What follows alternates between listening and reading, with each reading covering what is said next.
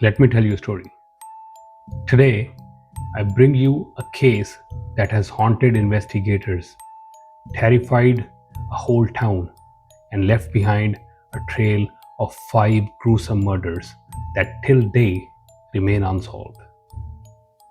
Locals say it is the work of a ghost, a whispering woman in white. Investigators, they've got nothing.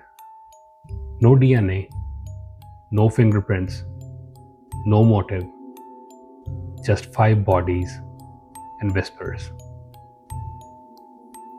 Welcome to the Whispering House, a true crime inspired horror mystery that will chill you to your bones.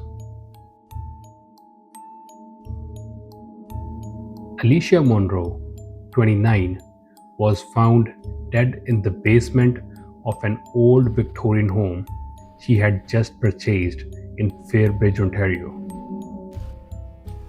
A real estate agent and a single mother, Alicia had only moved into the Whitmore house 3 days earlier. Her body was discovered by her sister Sarah. Alicia was lying flat on her back, eyes wide open, pupils dilated. There were no signs of forced entry, no bruises, no cuts, except one thin, straight slit across her throat. No blood anywhere. But her mouth? Her mouth was stuffed with pages from an old book, soaked in her own saliva. Forensics showed she had been dead for 9 hours before discovery. Here's the twist.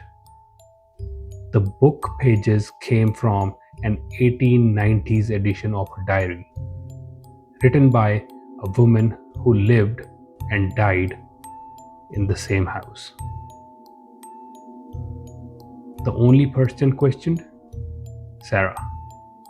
She had been staying with Alicia for a few days, but she was out shopping. CCTV confirmed it. Released. Motive? None. Killer? Unknown. The murder weapon? Never found.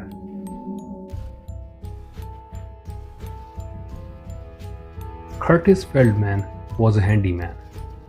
He had been hired to fix a leak in the attic of Whitmore House, just weeks after Alicia's death. He wasn't scared. Said he didn't believe in ghosts. He was found dead, hanging by his ankles from the attic rafters. Blood had poured straight down from his nose, his eyes, and ears. Autopsy revealed blunt force trauma to the inside of his skull, as if his brain had been violently shaken, but without external injuries. Cops brought in Danny, the plumber who had worked with Curtis a week earlier, and texted him, "Watch yourself in that cursed attic." But Danny was out of town, proven by cell tower pings and airline tickets. Released.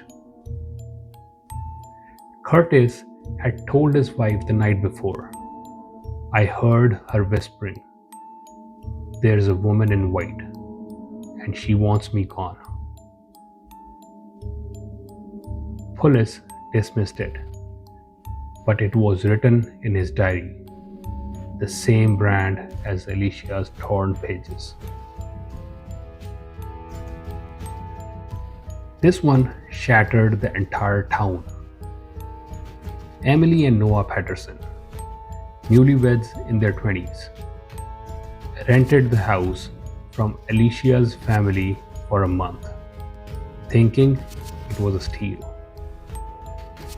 4 days in, Emily calls 911 at 3:16 a.m., whispering, "We locked the door, but she's inside." The call lasts 38 seconds. A woman is heard humming in the background. Police arrived 11 minutes later. Emily's body was curled in the bathtub, drowned, but the bathtub was dry. Her lungs filled with bath water, yet the tub was empty and bone dry. Noah was found in the upstairs closet. His face was frozen in horror. He had scratched a message on the inside wall. She never blinks. The handwriting was verified. No other prints. No signs of forced entry. No water damage. Forensics couldn't explain how lungs could fill with water without the presence of it. They brought in a local exorcist turned ghost hunter who claimed Emily had reached out to her weeks before. Police dismissed her, but she showed them a photo of Emily holding a journal titled Whitmore, 1891.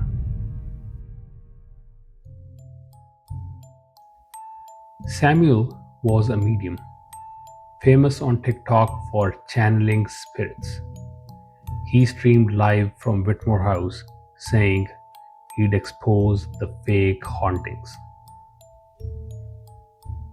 30 minutes into his stream, he screamed. His camera fell. The live stream went black. He was found 3 hours later by fans who tracked his location.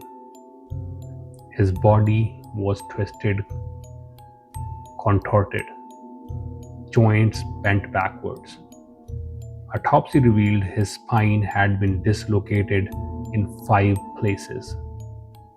But there were no bruises, not even a scratch.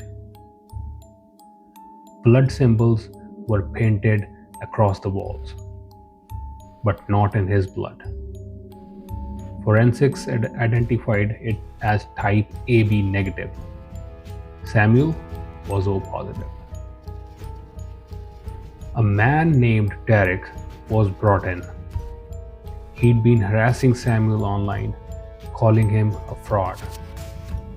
But Derek had an alibi, live streaming himself reacting to Samuel's videos. Released. No prints, no DNA, just more whispers.